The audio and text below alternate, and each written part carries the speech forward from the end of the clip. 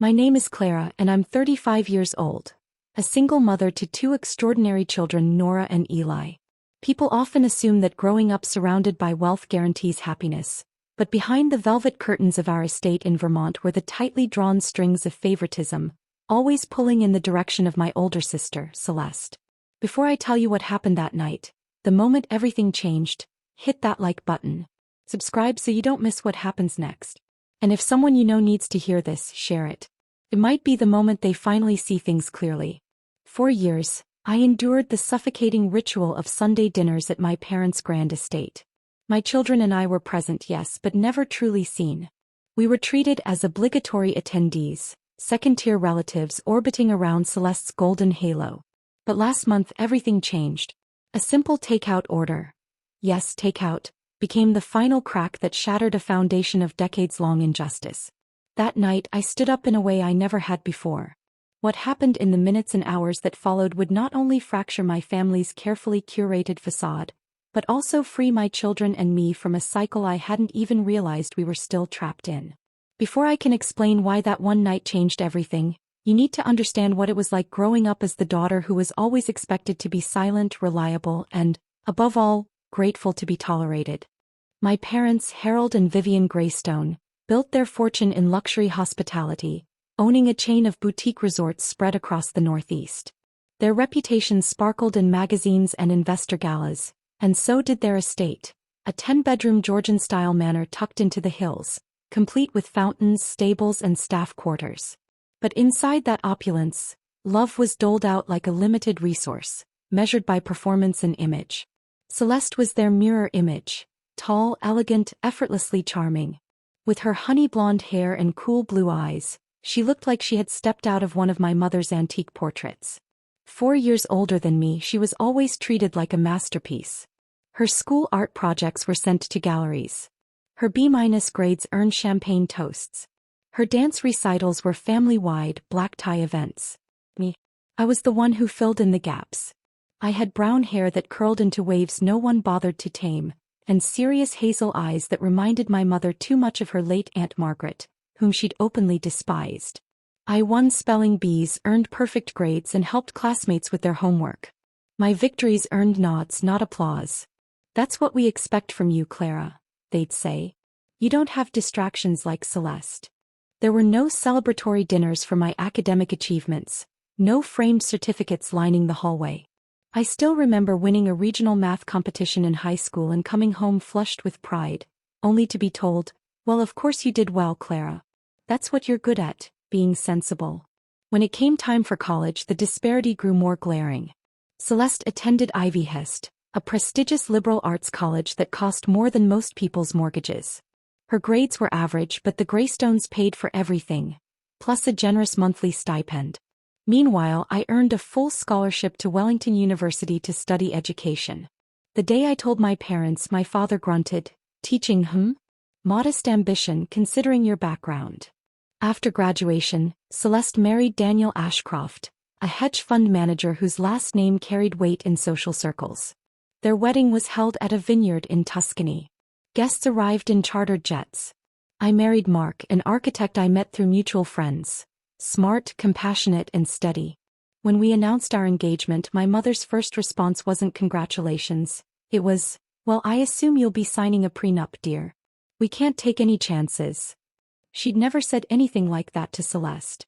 And that was only the beginning. As the years passed, Celeste's life remained a curated gallery of luxury. She never worked, never needed to. Instead, she hosted charity luncheons and belonged to elite social clubs, her days filled with tastings, galas, and international retreats. My parents gifted her and Daniel a historic brownstone in Charleston as a wedding present. Fully furnished, fully paid for. Meanwhile, I built a life on the margins of their wealth. I became a third-grade teacher in a public school, pouring my heart into shaping young minds. I found deep joy in the classroom, even as my modest salary meant careful budgeting every month. Still, I was proud, until the day it all came apart. 3 years ago, I discovered that Mark had been having an affair with a coworker. The divorce was swift but devastating. He moved out. Child support arrived late, if at all. My parents offered no help, no sympathy, only thinly veiled blame. You must not have been meeting his needs, my mother said once, sipping from her espresso cup like it was the most reasonable observation in the world. Through it all, I held everything together for Nora and Eli. They were my anchor, my reason. My pride. Even if the world around us refused to see our worth. Nora is 10 now, a quiet soul with a mind full of stories. She spends hours curled up in our reading nook, sketching characters in the margins of her notebooks and writing poems she's too shy to share.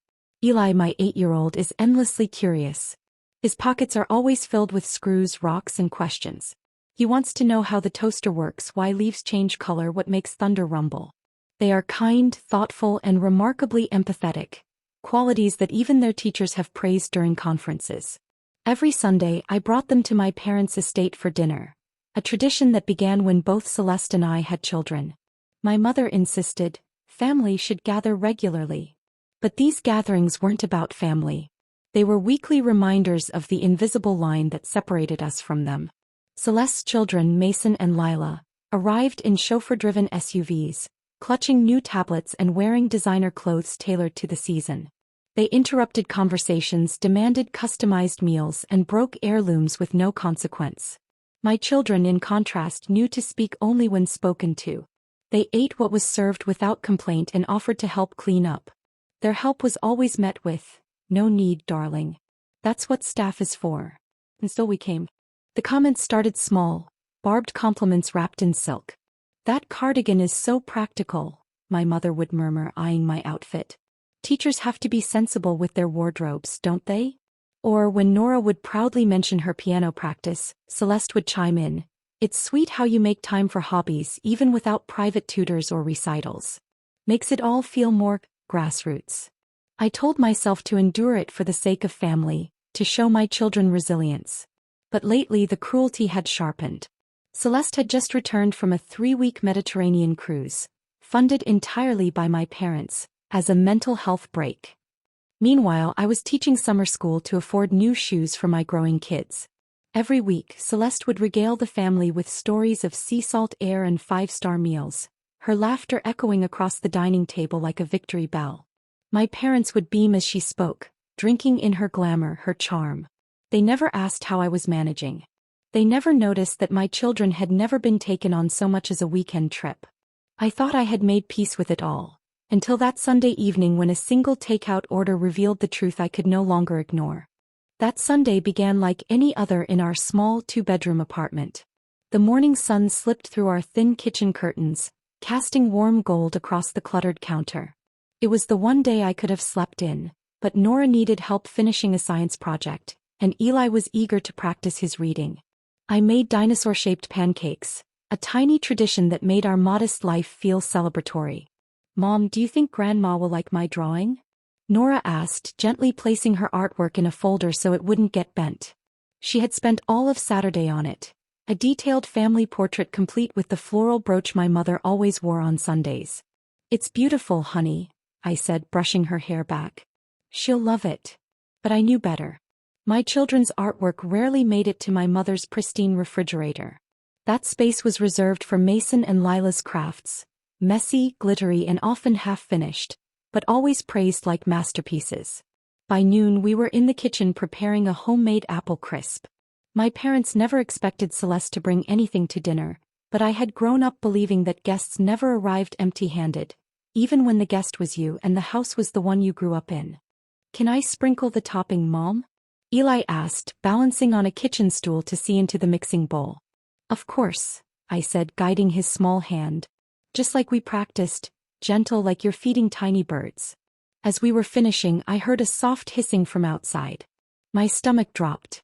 Peering out the window, I saw a dark puddle forming beneath our car, our battered 10-year-old hatchback that had already outlived 3 repair warranties. The radiator hose had split. "Not today," I thought, heart-pounding. "Everything okay?" Nora asked, noticing the way I froze. "Just a little car trouble," I said quickly, forcing a smile. "Nothing we can't handle." I called Rick, our neighbor and part-time mechanic. He patched it up enough for one round trip, but warned me it wouldn't hold much longer. The $100 fee for the emergency fix would have to come out of the money I'd set aside for Nora's new shoes. We were already 30 minutes late when I called my mother to let her know. Her response was a sigh followed by, "Clara, reliability is a virtue." By the time I hung up, the headache I always carried into that house was already blooming behind my eyes. We arrived at 4:45 p.m., 45 minutes late to a dinner that never truly welcomed us. The long, curved driveway was lined with polished luxury vehicles. Eli's eyes widened at the sight of a sleek, unfamiliar SUV parked right up front. "Is that a new car?" he whispered, his arms wrapped tightly around the warm apple crisp. "Looks like it," I said, keeping my voice neutral. Celeste had just gotten a new vehicle last year. The front door opened before we could knock. It was Marta, my parents' longtime housekeeper. Her eyes met mine with a flicker of sympathy. "They're in the main room, Miss Clara," she said gently, taking our jackets. Then, in a whisper only I could hear, "Tread carefully. The mood is brittle today." We stepped inside. The house was as immaculate as ever. White marble floors, a crystal chandelier glinting above oil paintings watching from their gilded frames. I noticed several large suitcases by the guest wing. Before I could wonder, my mother's voice sliced through the air like a knife. You've finally decided to join us," she called, her glass of wine catching the light. "We were beginning to think you'd gotten lost on the way." "I'm sorry we're late," I said, ushering the kids forward. There was a leak. We brought dessert." My father didn't look up from his financial newspaper. "Marta, take that to the kitchen," he said flatly. He was still in his tailored blazer and pressed slacks, even for a family dinner, his salt and pepper hair styled as though expecting investors, not his own grandchildren. Celeste lounged across the cream velvet sofa, phone in hand, not bothering to look up. "Car trouble again?" she said with a smirk, flipping her perfectly highlighted hair. "Maybe it's time to drive something a little more adult." Mason and Lila were on the floor with brand new tablets, still in plastic wrap. "Grandma, Grandpa, we're here." Lila squealed, bolting toward my mother. "Did you bring me something?" My mother's face lit up. "Of course, darling," she cooed, setting her wine aside. "I found a beautiful doll in the attic. Marta cleaned it just for you." Nora stepped forward quietly, her drawing held in both hands. "I made this for you, Grandma," she said. My mother took it between two fingers like it might stain her silk blouse. "How creative." "Marta, put it somewhere safe." The drawing disappeared. So did my daughter's smile. I gently placed my hand on Nora's shoulder. Her face had fallen, lips trembling just enough to break something in me. "It's beautiful," I told her, keeping my voice steady. "Maybe Grandma will frame it for her office." My mother gave a non-committal hum, already focused on Lila, who was unwrapping the porcelain doll, one I'd been forbidden to touch as a child. Eli hovered at my side, eyes flicking toward my father. Mason was showing off his new gaming tablet, receiving nods of approval I had never seen directed at Eli's science fair ribbons or hand-built circuit boards. "Clara," my mother said suddenly, eyes scanning my children's clothes. "It looks like they've outgrown those outfits again. Such a tricky age, always needing something new." Before I could respond, Celeste spoke up. "Well, some of us plan ahead.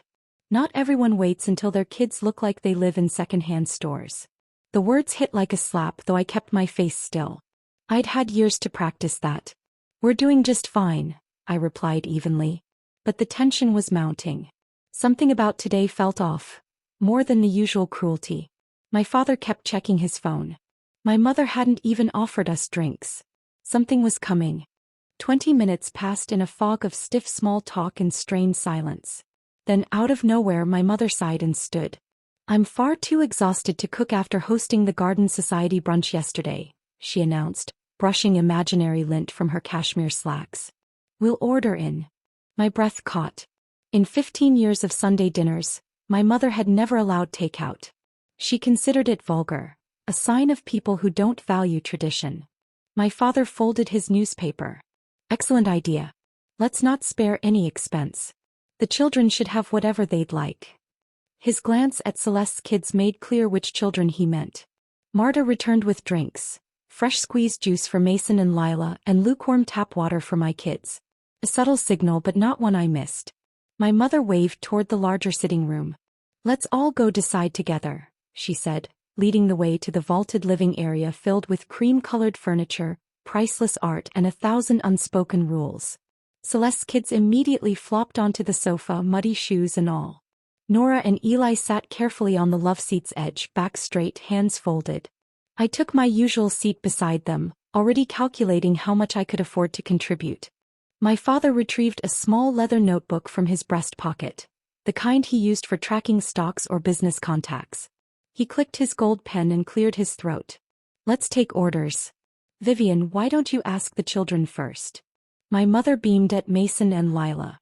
Darlings, what would you like? Anything at all. Mason barely looked up. Sushi. The fancy kind. With gold flakes. Like in Tokyo. I want truffle pasta from that Italian place, Lila chimed in, spinning a curl around her finger. With garlic bread. And tiramisu. And that fizzy French lemonade. Vincenzo's. My father noted approvingly. Their truffle sauce is exquisite. Celeste gave a dramatic stretch. I'll have the salmon risotto. And sparkling water. The imported one. My mother nodded, then turned to my father. Richard. Sushi for me as well, he said. And some sake. All the while my children sat quietly beside me, their eyes glowing with a mixture of hope and wonder. Nora leaned close and whispered, Do you think I could get pasta too? Just plain maybe. Eli mouthed, Can I ask for a burger? I smiled, trying to hold back the ache. Maybe tonight could be different. Maybe, just maybe, my children would finally be included. My mother gave her own order, something delicate and French-sounding, then sat back with a satisfied sigh. Silence followed, the kind that stretches just long enough to feel unnatural. My children looked up, expectant. I waited, hoping. But the moment never came. No one asked what Nora or Eli wanted. 30 seconds passed in quiet agony before I gently said, Nora? Eli? What would you? My mother's expression snapped to ice. With a flick of her manicured fingers, she waved me off. They can eat whatever scraps are in the kitchen, she said curtly. They're not guests. The air left my lungs. I sat frozen as if slapped, the words still hanging like smoke in the room. Beside me, Nora stiffened. Eli's small hand clutched mine so tightly it hurt. Celeste snorted. Don't forget, Clara. I'm staying the week. You'll be covering my meals too, she said without looking up from her phone. Daniel's traveling and I can't be alone in the house. Too depressing. Then, as if that wasn't enough, since Mom and Dad are paying for Mason and Lila, you can cover me. Fair's fair. My mind spun. My children weren't allowed to order dinner, but I was expected to pay for Celeste? Something cracked. My father cleared his throat, an old signal from childhood that always preceded a lecture or verdict. And don't just sit there, Clara, he said, not looking up from his notebook. Go set the table like a good little helper. That's what you're good at, isn't it? Taking care of the tasks no one else wants. I didn't move. Not yet. Because something inside me, something that had been quietly eroding over decades, suddenly snapped into clarity. The comments, the dismissals, the constant positioning of Celeste and her children as inherently more valuable. The way my kids were treated like afterthoughts, their accomplishments invisible, their presence tolerated at best. This wasn't a family gathering. It was a power display.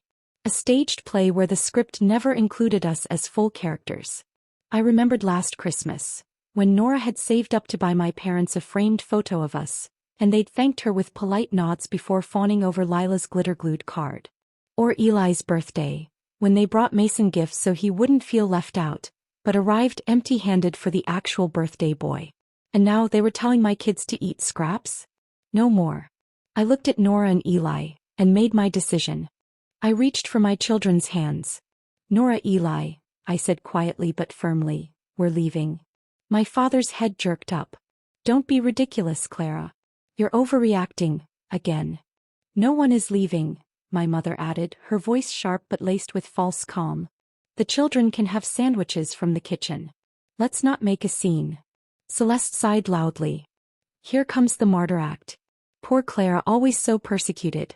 Just accept it. Some people matter more. That's life. I turned to my children. Go get your coats. My father barked. Sit down. We've got important things to discuss after dinner, about the family's finances. But there was the real reason they'd wanted us there. But whatever plan they had could wait. For once I didn't care. I was done being their safety net. done pretending I didn't see what they were. My children stood frozen beside me, confused but trusting. Are you sure, Mom? Nora whispered. I nodded. I'm sure, sweetheart. We deserve better than this. As they disappeared down the hallway, Celeste emerged from the doorway, arms crossed. You know they only invited you because they need something, right? Her voice held something bitter. They were going to ask if we could stay with you. Stay with me? I stared at Celeste, trying to process what she had just said. Why would you need to stay with me? She avoided my eyes, examining her perfectly polished nails. Just some financial stuff. Daniel's firm is restructuring. It's temporary. Before I could respond, my father appeared behind her, his face dark with impatience. Enough stalling, Clara. Your sister needs a place to stay. Your family. It's your obligation. My breath caught. Obligation? This 2-bedroom apartment you've all mocked for years is suddenly good enough? I asked. It's only for a few months, he said stiffly. Until we sort out some investments. My mother joined them, completing the wall of entitlement. You're being selfish, she snapped. Celeste is in a very delicate situation. Nora and Eli returned, holding their coats. They stood close to me, sensing the change in the air. I placed a hand protectively on each of their shoulders. We're leaving now, I said calmly. If you want to ask for help, you can call tomorrow, and ask respectfully. The way you'd ask any adult you were requesting something serious from. Celeste scoffed. She's actually walking out. I told you, ever since the divorce she's impossible. My father's voice followed us. Don't expect our help when you need it. I turned back one last time, my children's small hands in mine. The 3 of them stood there, my parents and Celeste, looking stunned, indignant, and deeply unfamiliar to me. You've never helped when I truly needed it, I said softly. Not when Mark left. Not when I was working 2 jobs. Not when Nora needed braces or Eli needed childcare so I could keep mine. What you've given me is judgment. Dismissal. And tonight? Scraps. I opened the door and walked into the cool night air without another word. Their voices chased us down the stone steps, but I didn't turn back. As I helped the kids into our worn car, Eli looked up at me with wide, uncertain eyes. Are we in trouble, Mom? I smiled gently, brushing the hair from his forehead. No, sweetheart. We're finally out of trouble. I didn't know exactly where we were going, only that it had to be somewhere better than where we'd just been. Then impulsively I asked, how would you 2 feel about dinner at that steakhouse we always pass on Main Street? Nora gasped. Eli's face lit up. You mean the one with the red velvet chairs? That's the one. For the first time all night we laughed. The valet raised an eyebrow at our battered hatchback, but opened our doors with the same polished grace he'd shown the luxury car ahead of us. Inside, the restaurant glowed with soft candlelight and golden accents. The scent of aged steak and truffle oil wrapped around us like silk. The hostess gave us a once-over, taking in my jeans and the children's wrinkled Sunday clothes. Do you have a reservation? She asked, her smile tight. No, I admitted, heart pounding. But we were hoping, maybe. He checked her screen. You're in luck. We just had a cancellation. 15-minute wait. I nearly wept with relief. That would be perfect. While we waited in the velvet-trimmed lounge, Nora leaned close. Mom, are you sure this place isn't too expensive? I knelt beside her. Tonight's special, I whispered. Sometimes we remind the world and ourselves what we're worth. When we were seated, the children looked around in awe. Eli pointed at the tablecloth. It's so white, it's glowing. A waiter arrived with leather-bound menus and a warm smile. Welcome. My name is Julian and I'll be taking care of you tonight. And for the first time in a long, long while, I believed him. We ordered without guilt. Eli got his hamburger. This one dressed in aged cheddar and something called truffle aioli. Nora chose grilled salmon with roasted vegetables and lemon butter. I ordered the rosemary chicken, modest but beautiful. I even allowed myself a glass of wine. My first in nearly a year. As we waited, the children leaned in across the table, their shoulders finally relaxed. We talked about school and books and laughed about Eli's last science experiment that almost exploded the kitchen. When the food arrived, it was art. This is the biggest burger I've ever seen, Eli whispered, eyes wide. My salmon has flowers on it, Nora marveled, poking gently at the edible garnish. They giggled through dessert, sharing a chocolate lava cake that oozed like magic onto the plate.